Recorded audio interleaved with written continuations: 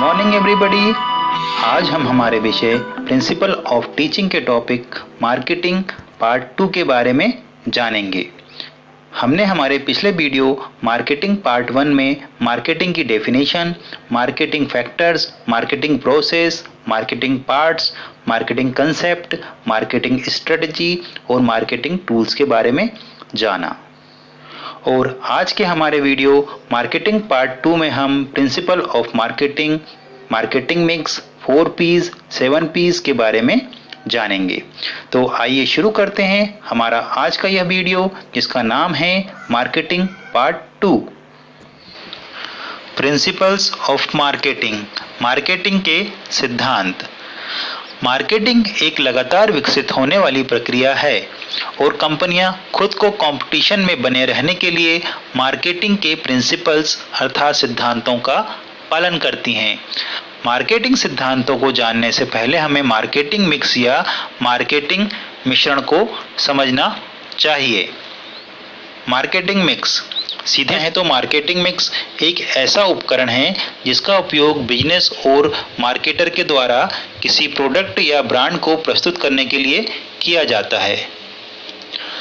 1960 में Jerome McCarthy के द्वारा मार्केटिंग मिक्स में 4 P's को जोड़ा गया। 4 P's में प्रोडक्ट, प्राइस, प्लेस और प्रमोशन आते हैं। आइए अब हम एक एक करके इनको समझते हैं। सबसे पहले हम प्रोडक्ट को लेते हैं। प्रोडक्ट अर्थात उत्पाद। प्रोडक्ट इस प्रकार का होना चाहिए जिसकी डिमांड कस्टमर को हो।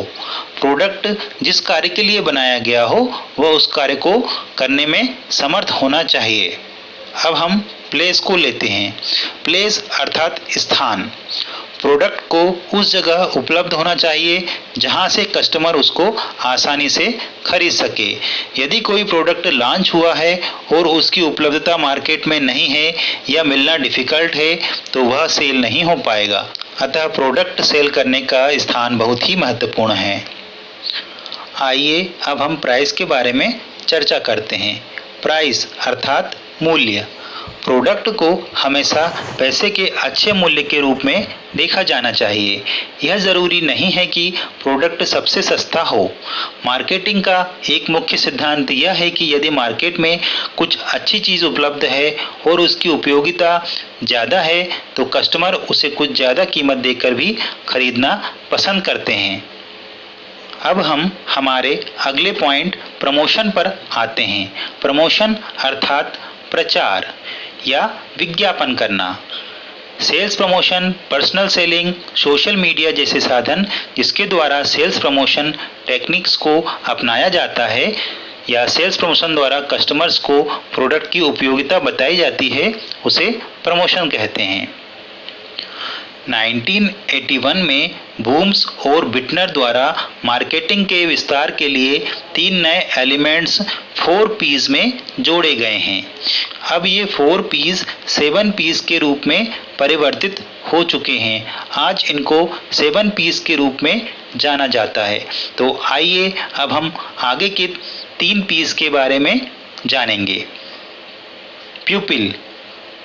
प्यूपिल अर्थात लोग। सभी कंपनियां उन लोगों पर निर्भर हैं जो उन्हें फ्रंट लाइन सेल्स स्टाफ से लेकर मैनेजिंग डायरेक्टर तक चलाते हैं। सही लोगों का होना आवश्यक है क्योंकि वे अपने बिजनेस को प्रेजेंट करने का हिस्सा हैं जो आपके द्वारा दिए जा रहे प्रोडक्ट या सर्विसेज के पार्ट हैं। प्रोसेस। प्रोसेस अर्थात प्रक्रिया। आपकी सर्विसेज को कस्टमर तक पहुंचाना एक महत्वपूर्ण प्रक्रिया है क्योंकि सर्विसेज के लिए कस्टमर पैसों का भुगतान करता है, इसलिए प्रोसेस एक महत्वपूर्ण भाग है। हमारा अंतिम P फिजिकल एविडेंस है। फिजिकल एविडेंस अर्थात शारीरिक साक्ष्य।